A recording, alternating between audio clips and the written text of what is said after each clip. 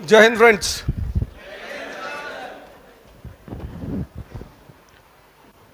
IIT और and Indian institute of talents for past 20 years, I don't say technology, I say Indian Institute of Talent. In past 20 years of my teaching career in this field of civil services, I have at least 15 IITians as an IS officer in UP itself. And now I cannot take the name of all of them, but one of them I'll take. I have asked him also that I'll take your name today. So that will be a, others will immediately say, ki, sir, what wrong we have done. And in entire India, I cannot count the number. But one of them, I want to mention his name. He's from IIT Kanpur. Mr. Shashank Tripathi. He got 269 rank in his first attempt in civil service. In second attempt he got 5th rank. That is not important. Important is that IIT student having Sanskrit as an optional.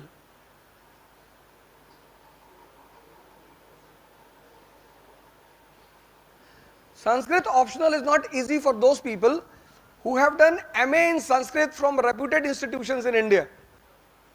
Rarity of rare, बहुत rare case में तुम्हें मिलेगा कि Sanskrit optional का लड़का। दो optional बड़े rare है, एक इंग्लिश लिटरेचर रेयर, क्योंकि हमारे पास फिराक साहब जैसे अब प्रोफेसर नहीं है शायद।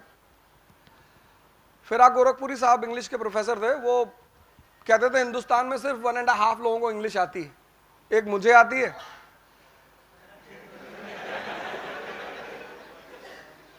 और वो कहते थे आधी नेहरू को आती है। नेहरू भी नहीं कहते थे, नेहरूआ कहते थे, इंडियन प्राइम मिनिस्टर। तो ये दो ऑप्शनल्स लेके रेयरिटी ऑफ रेयर में लोग आईएएस क्वालिफाई करते हैं। एक तो ये अचीवमेंट रही कि आईटी का स्टूडेंट होने के बाद संस्कृत ऑप्शनल लिया। दूसरी अचीवमेंट ये है कि यूपी कैडर मिला, और यूपी कैडर में गोंडा, प्रेजेंट टाइम ही सीडीओ गोंडा, प्रेजेंट सिनारियो, और इतना ग्राउंड लेवल से वर्क किया है फर्स्ट टाइम। मतलब his appraisal letter has been recommended to Indian government कि अगर हम इस मॉडल पे काम करेंगे, इस मॉडल पे, तो bureaucracy will become people effective bureaucracy. He has set up a new model. एक मॉडल क्रिएट किया उस आदमी ने कि अगर इस तरह से ब्यूरोक्रेसी काम करे तो पीपल इफेक्टिव, मतलब ब्यूरोक्रेसी एक लार्जर लोगों से कनेक्ट कर लेगी। तो आज मैं, इससे पहले भी मैं आईआईटी में सेमिनार ले चुका हूं, लेकिन आईआईटी कानपुर का अपना ही नाम है एक, तो मैं सुबह से बड़ा ईगरली वेट कर रहा था कि यार आईआईटी कानपुर में सेमिनार है। अब आप में से बहुत सारे लोग फ्यूचर में आईएएस की तैयारी करेंगे या कर रहे होंगे, हो सकता है 5 जून की परीक्षा एग्जाम भी दे रहे हो। इस एग्जामिनेशन की साइंस और ह्यूमैनिटीज दो स्ट्रीम है। तो साइंस जो स्ट्रीम है उसका कोर ऑब्जेक्टिव है डेवलपमेंट, और ह्यूमैनिटीज का कोर ऑब्जेक्टिव है एम्पावरमेंट।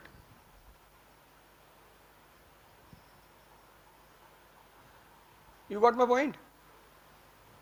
साइंस का जो कोर ऑब्जेक्टिव है, साइंस का कोर ऑब्जेक्टिव है development.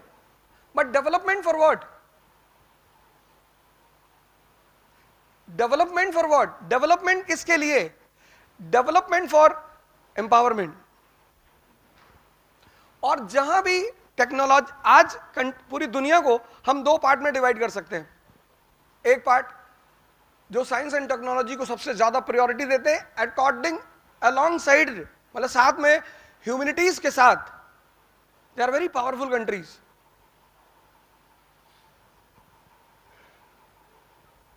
They are very powerful countries. अगर मैं अभी आपसे पूछूं कि भारत कि जो प्रेजेंट सिचुएशन है कि हम इतने पिछड़े हैं दुनिया में, इतने ज्यादा भी नहीं है, अब तो इमरान खान साहब भी तारीफ कर रहे हैं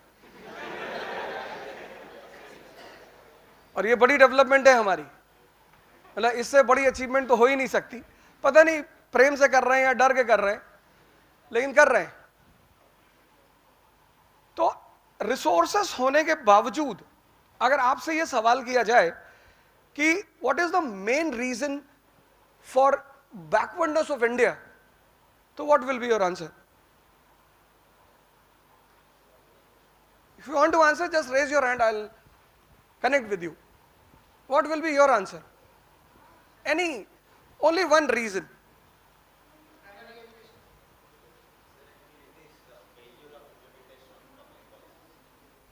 नहीं, ये तो हम एग्जाम में लिखने के लिए पढ़ते रहते हैं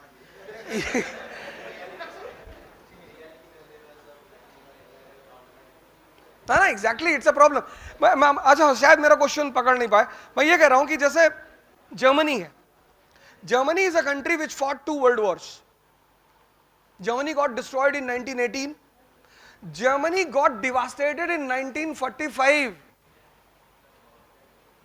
The country which started 1914, Germany starts First World War.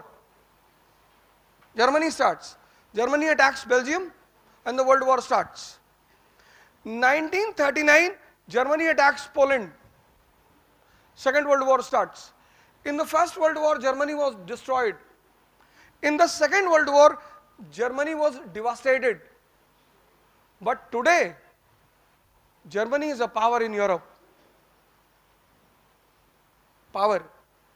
The country which got devastated in the Second World War, the country which was destroyed in the First World War is a power. तो कोई तो core reason होगा ना, core. Any core reason, बाकी तो ठीक है, failure of education policy, failure of implementation policy, कोई core reason होगा। करप्शन ज्यादा है। अच्छा, if I ask you कि what are the 2 important economic pillars of modern world? आज का जो मॉडर्न वर्ल्ड है उसके 2 इंपॉर्टेंट इकोनॉमिक पिलर्स कौन कौन से हैं?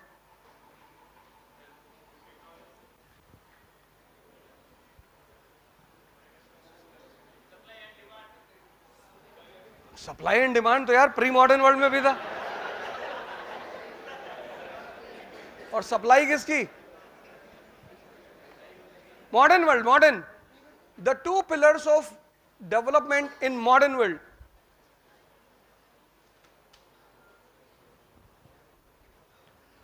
बस 2 ही पिलर है जिन्होंने पूरे दुनिया का नक्शा बदल रखा है। पहला पिलर है capitalism, means rotation of wealth, और दूसरा पिलर है इंडस्ट्रियल रेवोल्यूशन। बस 2 पिलर, वन इज कैपिटलिज्म और सेकंड इज इंडस्ट्रियल रेवोल्यूशन। और तुम दुनिया को बहुत क्लियरली 2 पार्ट में बांट सकते हो। The countries which have respected capitalism, industrial revolution, they are powerful and developed countries. United States of America, Germany, Britain, France, अब तो खैर एशियन कंट्रीज भी उसमें जा रही हैं, but the second type of countries who have neglected both of them. तो ये जो दोनों पिलर हैं, अगर आप इनकी भारत में स्थिति देखो, capitalism is rotation of wealth, कौन रोटेट करेगा? Banks. Who will rotate the money? Banks. तो किसी भी कंट्री की बैंकिंग सिस्टम और इंडस्ट्रियल सेक्टर अगर मजबूत होगा तो वो कंट्री इकोनॉमिकली और सोशली बहुत मजबूत होगी। आज अफगानिस्तान में वुमेन की इतनी बुरी कंडीशन है, पर यूएस में उसका जस्ट रिवर्स है। उसकी एक सिंपल वजह है कि यूएस की जो वुमेन है वो इकोनॉमिकली इंडिपेंडेंट है। Economic strength provides you social strength. तो जो सबसे पहली रिक्वायरमेंट है इस एग्जामिनेशन की, वो है a very sound wisdom. Knowledge तो आप लेकर आए, आपने आईआईटी क्वालिफाई किया, मतलब आप नॉलेजेबल हैं, आप पढ़ने लिखने वाले लोग हैं। 3 चीज पे तो आपसे बात ही नहीं करनी।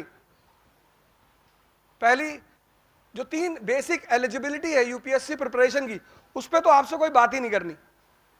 Sitting hour, thinking and studying, वो आपके पास है ही, नहीं तो आप इस कैंपस में नहीं आते। उन 3 चीजों पे आपसे बात ही नहीं करनी। लेकिन जो पहली रिक्वायरमेंट है, जो किसी किताब से नहीं मिलती, किसी कॉलेज से नहीं मिलती, किसी यूनिवर्सिटी से नहीं मिलती, 1998 में पाकिस्तान के फॉरेन मिनिस्टर और इंडिया के फॉरेन मिनिस्टर ये सब यूएन में मौजूद थे। तो पाकिस्तान ने एक मुद्दा उठाया, जो शुरू से आजादी से उसका मुद्दा ही है कि कश्मीर हमारा है। तो इंडिया के फॉरेन मिनिस्टर ने कहा कि सर हम मानते हैं कि कश्मीर पाकिस्तान का है, और कश्मीर में बहुत पहले जब ऋषि कश्यप हुआ करते थे एंशिएंट पीरियड में, तो वो डल झील पे नहा रहे थे और ये पाकिस्तानी उनका कपड़ा उठा के भाग गए।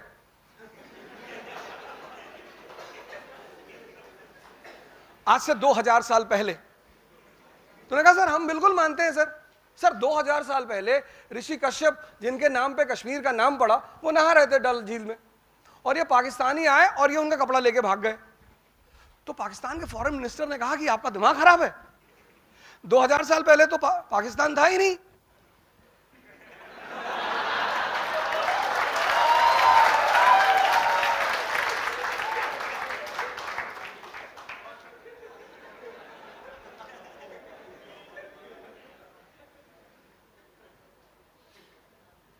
बोले 2000 साल पहले पाकिस्तान था ही नहीं। तो बोले चचा जब 2000 साल पहले पाकिस्तान था ही नहीं लेकिन हम थे,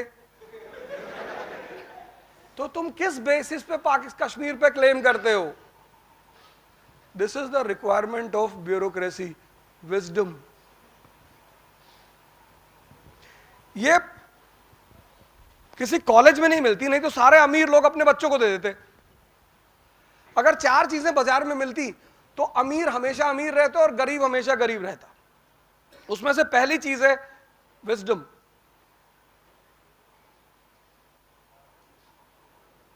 दूसरी चीज है डेयरनेस, अंबेडकर जैसी डेयरनेस कि हम तो पढ़ेंगे, कोई कुछ भी करे, हॉल में बैठने दे ना बैठने दे, फिर भी पढ़ेंगे। तीसरी चीज है कॉन्फिडेंस। मिसबाहुल हक जैसा नहीं,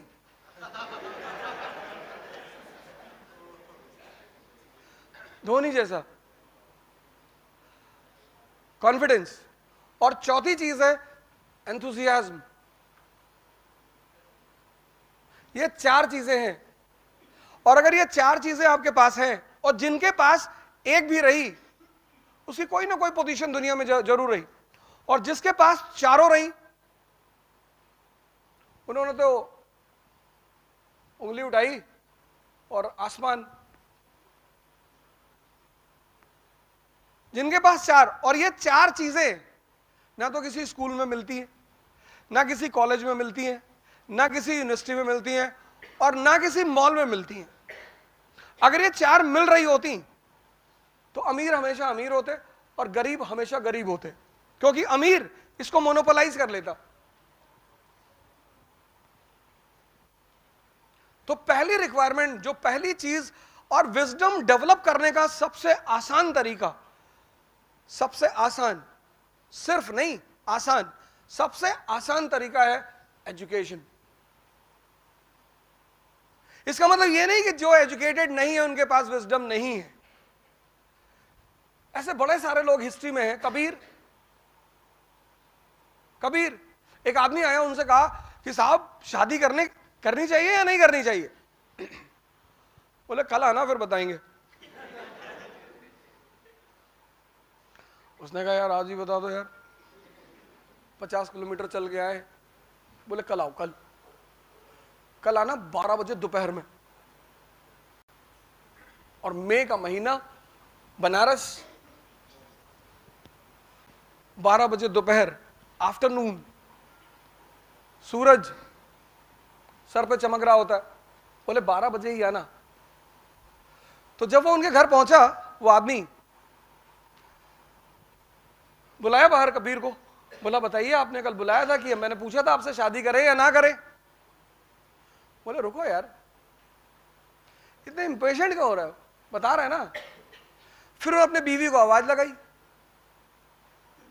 उनकी बीवी का नाम था लोई, जिसपे पंजाब में एक बहुत बड़ा फेस्टिवल है लोहड़ी। तो उन्होंने अपने बीवी को आवाज लगाई। अब इमेजिन करो, मई की दोपहर है, सूरज चमक रहा ऊपर, और फिर उन्होंने अपनी बीवी को आवाज लगाई कि ऐसा करो, लैंप लेकर, लैंप जला के बाहर आओ, मेरी निडल गिर गई है बाहर। लैंप, उनकी बीवी लैंप लेकर बाहर आई और दोनों हस्बैंड एंड वाइफ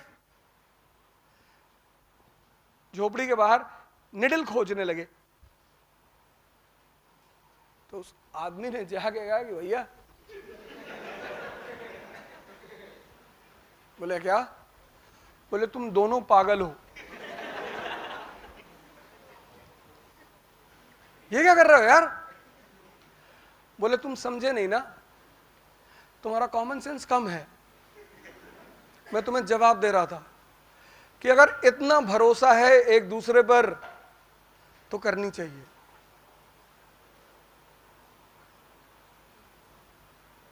विजडम, राजशाही का पहला सिद्धांत है विजडम, किंगशिप का, एरिस्टोक्रेसी का। इसीलिए राजा कौन बनेगा ये स्कूल डिसाइड नहीं करेगा।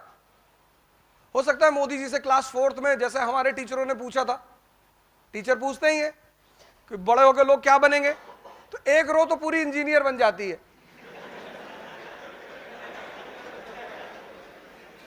Madam I will become engineer madam. एक रो, दूसरी रो होती है वो डॉक्टर बनती है कि हम तो भैया डॉक्टर बनेंगे। एक रो को समझ में नहीं आता क्या बोले, तो बोलती I will ask my father and then tell. उसमें कोई एक आदमी कहता होगा शायद कि मैं प्रधानमंत्री बनूंगा, और उसकी टीचर उसे स्लैप कर देती होगी, your father is a auto driver and you become a prime minister, get out from the class. Wisdom. The first and the foremost requirement of aristocracy or kingship is wisdom. Wisdom आएगी कहां से? Education से। जैसे अभी आप humanities के subject उठाएंगे, modern India उठाएंगे, एक पढ़ने का तरीका है पुरोहितों की तरह, प्रीस्ट, उसको बोलते हैं प्रीस्टली अप्रोच।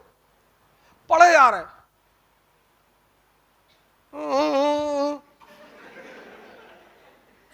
पढ़े आ रहे, एक दिन में 70 पेज, 80, 150, 300 मर गए।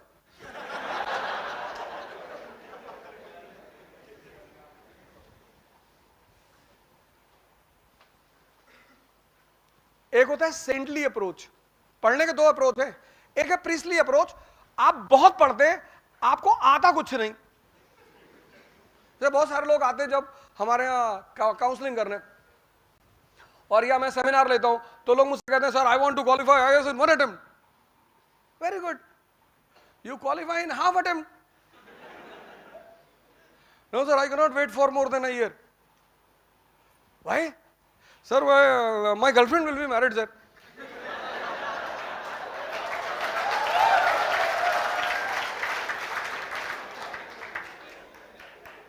मैंने कहा वेरी गुड यार, तुम दूसरे से कर लेना।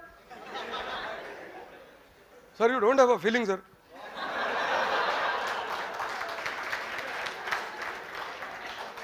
तो फिर मैंने कहा ठीक है कोई बात नहीं, तेरा इसी साल होगा सिलेक्शन, तू बता कंपाउंड और मिक्सचर में फर्क क्या होता है।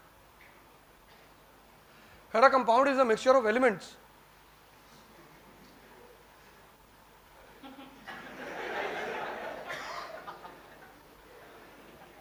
मैंने कहा बेटा अगर मैं भगवान तो हूं नहीं, लेकिन कभी कभी शैतानों जैसी बातें करता हूं। ऐसे पढ़ोगे ना ऐसे, तो 7,000 जन्म लगेंगे। तुम्हारा बेसिक्स, आप इंजीनियर, आपको पता नहीं कंपाउंड और मिक्सचर में फर्क क्या। आप कह रहे compound is a mixture of elements. Basics, basics. अब मैंने कहा ना दो अप्रोच है पढ़ने के, एक प्रिस्ली अप्रोच, पढ़ते बहुत हैं, बहुत पढ़ते हैं,